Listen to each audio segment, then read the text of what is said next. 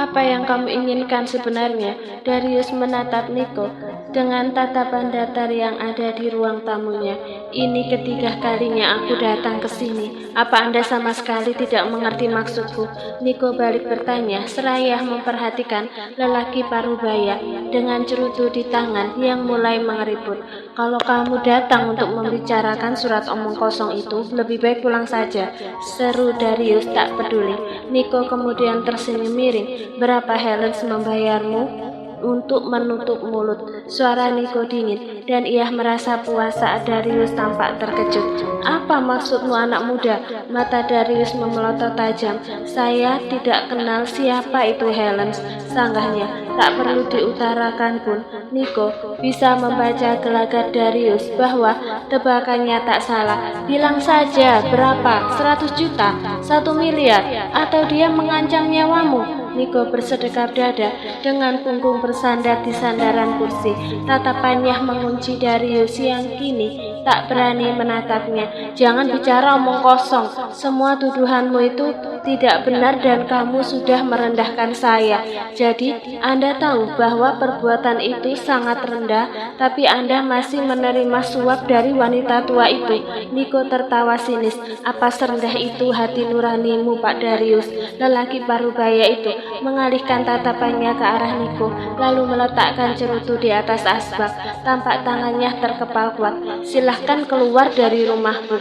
Niko mengedikkan bahu seolah tak peduli Darius yang mengusirnya. Apa pernah Anda berpikir akibat perbuatan yang memberikan surat wasiat dan pura-pura tidak tahu itu telah merugikan orang yang berhak atas harta itu? Ujar Niko santai. Aku yakin kakekku saat ini marah padamu, dan Anda adalah satu-satunya orang yang paling disalahkan dalam masalah ini. Jangan berpura-pura lagi, Pak Darius.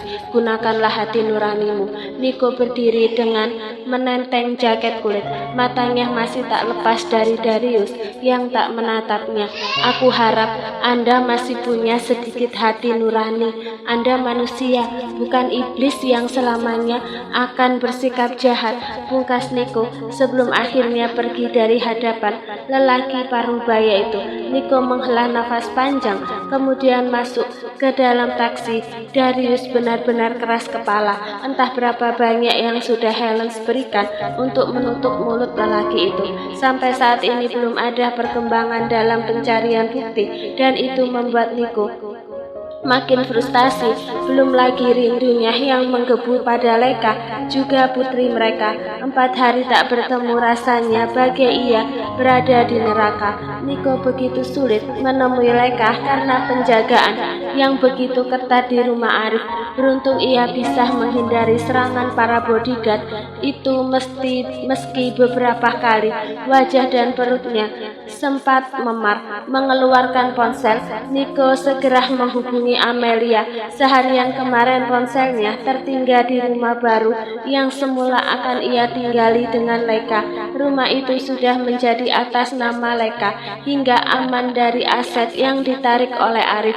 Halo Nick, sapa Amelia begitu panggilan Niko terangkat. Bagaimana kabar kamu? Di mana sekarang? Suara wanita itu terdengar khawatir. Aku baik-baik aja, dan ini lagi di Singapura. Sekarang mau balik lagi ke Jakarta. Jelas Niko sembari menatap lurus ke arah jalan dari kursi belakang. Oh syukurlah, aku selalu lihat kamu berhadapan dengan bodyguard ayah Arif.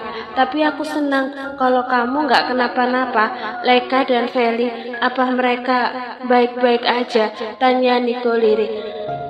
Feli baik-baik aja, walau setiap hari dia selalu nanyain kamu. Tapi Leka, terdengar helaan nafas dari seberang. Kenapa Leka? Sela Niko cepat. Dari luar, dia berusaha terlihat baik, tapi aku yakin hatinya sebaliknya. Setiap pagi aku selalu lihat matanya sembab. Niko terdiam. Mendadak ada tangan tak kasat mata yang terasa meremas-remas hatinya. Aku bisa bicara dengan dia. Maaf Nik, aku lagi di butik. Nanti sore baru ke rumah nengok mereka. Kamu bisa bicara nanti. Baiklah kalau begitu. Niko berusaha menahan menahan kecewa, dan ia harus sabar menanti hingga sore yang setiap detiknya akan berlalu begitu lambat. Sementara di sisi lain, beberapa saat setelah kepergian Niko, Darius memanggil seorang asisten pribadinya yang selalu setia menemani dia. Sang asisten pun menghampiri Darius dan berdiri di sampingnya sedikit mundur. "Ada apa, Pak?" tanya lelaki itu pada Darius. Darius menghela nafas berat. "Segera kembalikan cek yang diberikan Nyonya Helen, semuanya." Mata sang asisten membelalak. "Tapi kenapa mendadak? Jangan banyak tanya, kembalikan saja semuanya. Kamu tahu aku belum pernah menggunakannya sepeser pun." Pada akhirnya lelaki itu pun mengangguk, mengiyakan perintah Darius. "Baik, Pak, akan saya urus secepatnya." Darius mengangguk. "Sekarang pergilah," titahnya yang langsung dituruti oleh sang asisten. Pukul 4 sore Niko tiba di Jakarta menggunakan pesawat komersil. Satu-satunya tempat yang ia tuju saat ini ialah kediaman Arik. Taksi yang ditumpangi Niko berhenti sebelum gerbang rumah luas itu demi menghindari 2 bodyguard yang berjaga di pintu gerbang. Begitu Niko turun dari taksi, yang pertama kali dia pandangi adalah jendela kamar yang tertutup di sayap kiri rumah. Niko tahu itu adalah kamar Leika sejak dulu. Ponsel Niko berdering. Ia tersenyum setelah melihat nama yang terpampang di layar. Sepertinya ia tiba di rumah itu dalam waktu yang tepat. "Halo, Kak Amelia, sekarang aku dan Leika bisa bicara?" tanya Niko tak sabaran, bahkan jantungnya kini berdetak cepat.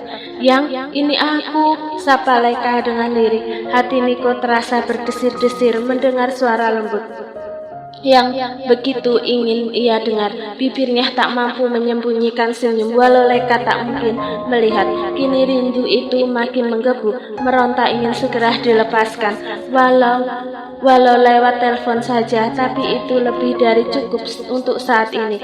"Love, apa kabar? Aku benar-benar merindukanmu." Niko menatap jendela kamar yang masih tertutup dari balik gerbang.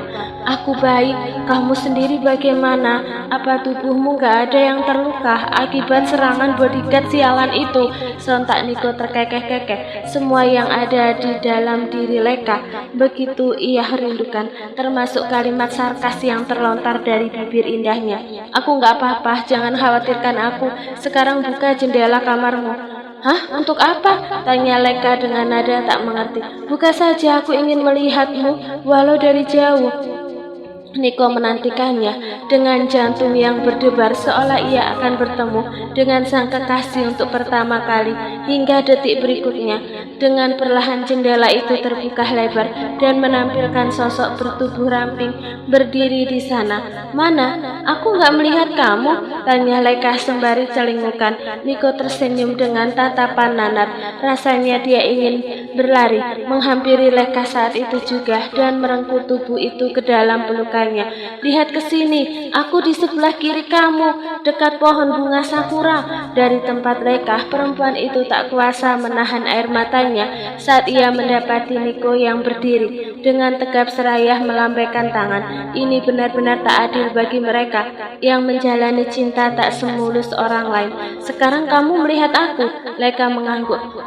Aku lihat," ucap Leika menggigit bibir bawahnya demi menahan diri agar air matanya tak tumpah. "Kami sangat merindukanmu." Niko tercenung. Suara Leika yang terdengar bergetar membuat Niko yakin saat ini perempuan itu tengah menangis. "Sebesar apapun rasa rindu kalian, kamu harus tahu, Love, rinduku jauh lebih besar untukmu dan untuk anak kita," ucap Niko tersenyum. "Bersabarlah, aku akan segera menyelesaikan masalah ini walau butuh banyak waktu. Kamu mau menungguku?" "Pasti, aku akan selalu menunggumu," Leika berkata pelan. "Tolong jaga dirimu baik-baik. Aku mohon jangan sampai kamu terluka." "Baiklah, Nyonya Fernando," Niko terkekeh. "Aku juga rindu ceramah darimu." Mata Leika merotasi. "Di mana kamu tinggal sekarang?" "Di rumah kita." Kalau saat ini mereka dekat, Leika akan melihat ekspresi Niko yang menggoda dirinya. "Rumah kita? Bukannya belum ada apa-apa?" Leika mengerutkan kening. "Terus gimana kamu makan?" Yang nggak ada alat-alat masak juga kan di sana? Kali ini Laika berubah makin khawatir. Aku sempat membeli ranjang besar di kamar kita tanpa sepengetahuan kamu. Tapi untuk makan, aku masih makan di luar. Jelas Niko. Feli di mana? Aku ingin bicara dengan dia. Laika menghela nafas prihatin. Feli lagi main sama Rio. Oh maaf, yang aku tutup. Sekarang teleponnya ada kakek dan Feli masuk ke kamarku. Niko merasa kehilangan saat Laika tiba-tiba menutup jendela. Sebelum panggilan itu berakhir, Niko sempat mendengar suara Arif di dekat Laika. Menghela nafas berat, Niko terpaksa menjauhi tempat itu sebelum para bodyguard menyadari kehadirannya. Sekali lagi, Niko memandangi jendela yang tertutup sebelum akhirnya dia melangkah pergi. Niko baru tersadar dari tidurnya ketika ia mendapat panggilan telepon dari nomor tidak dikenal dan bukan kode dari Indonesia. Kening Niko berkerut bertanya-tanya, tapi pada akhirnya ia mengangkat panggilan tersebut. Halo, siapa ini? Kamu?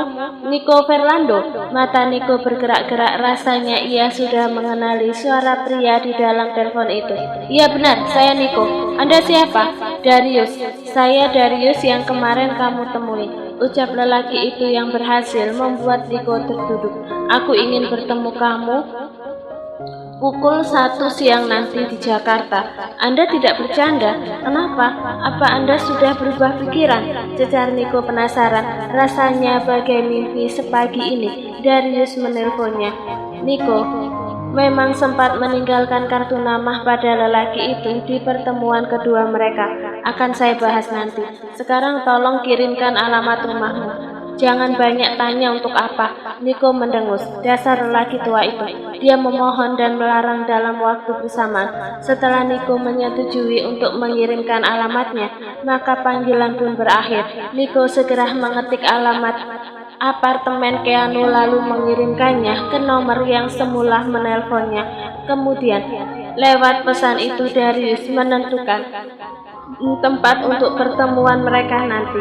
Beranjak dari tempat tidur, Niko masuk ke kamar mandi untuk membersihkan tubuh. Ia tak lagi tinggal di apartemennya, akan tetapi di rumah yang ia bangun untuk dirinya dan Laika. Siang harinya, Niko ditemani Franz pergi ke tempat pertemuannya dengan Darius. Mereka duduk di private room salah satu restoran khas Italia.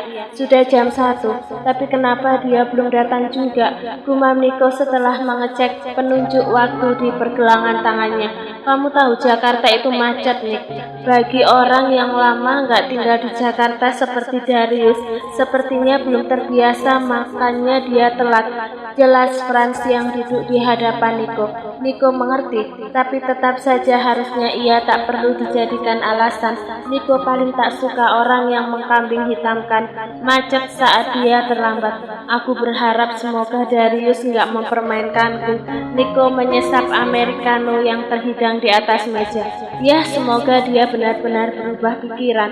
Franz memandangi Niko yang tampak lebam di sudut bibir, sedangkan di bagian yang lain tampak biru samar-samar. Jatuh cinta memang menyenangkan, tapi banyak resiko dari perasaan itu sendiri, apalagi hubungan yang ditentang orang tua seperti kalian. Niko menggerakkan matanya menatap Franz yang tiba-tiba membahas soal cinta, tapi tak urung ia pun mengangguk. Om benar, hubungan kami memang sulit, tapi itu jadi tantangan bagiku. Gak ada jalan yang mulus untuk cinta, dan setiap orang membutuhkan perjuangan untuk mendapatkannya. Niko lantas tersenyum kecut sebelum menyesap americanonya lagi, sedangkan Franz mengangguk setuju. 2 jam telah berlalu, tapi tak ada tanda-tanda Darius akan datang. Berkali-kali Niko mengumpat dalam hati, hingga ia tak nyaman untuk duduk.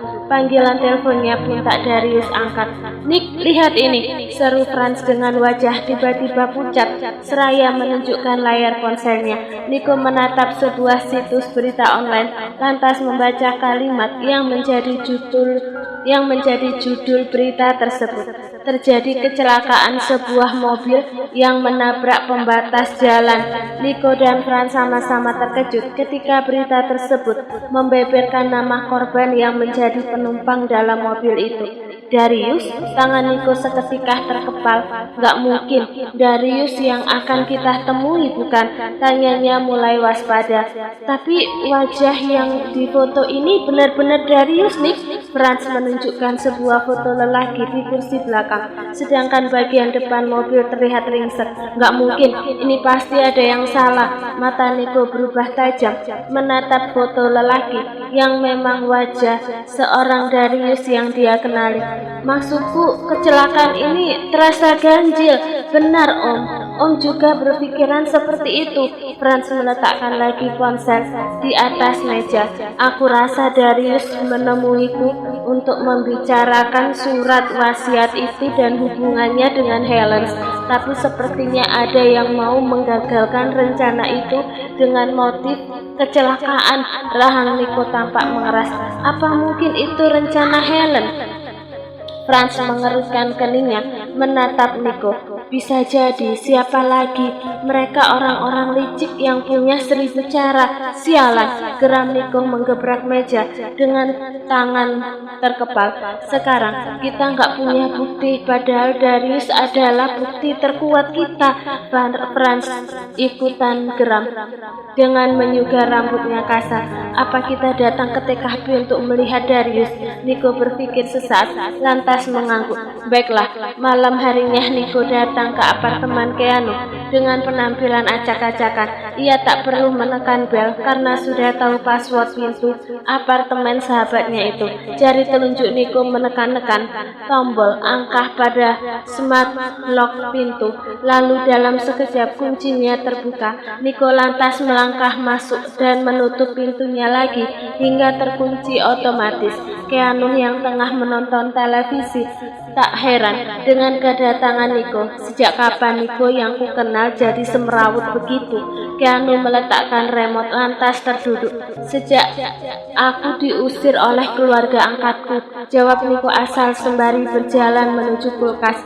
Kulkas apaan ini? Gak ada whisky atau wine. Apa kamu memelihara anak kecil? Niko berkata meledek lantaran kulkas tersebut dipenuhi oleh jus serta susu. Sudah kubilang, sudah kubuang semua, saut Keanu berjejak lidah. Aku tahu kamu akan bolak-balik ke sini, jadi langsung aku bersihkan kulkasku.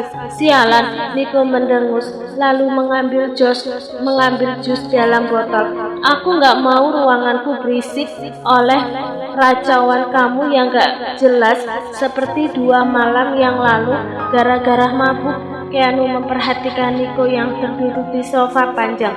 Niko lalu mengamati alat perekam yang selalu ia bawa kemana-mana. Masih belum tahu passwordnya. Belum. Niko menegak jusnya sesaat. Aku rasa sekarang alat ini harapanku satu-satunya.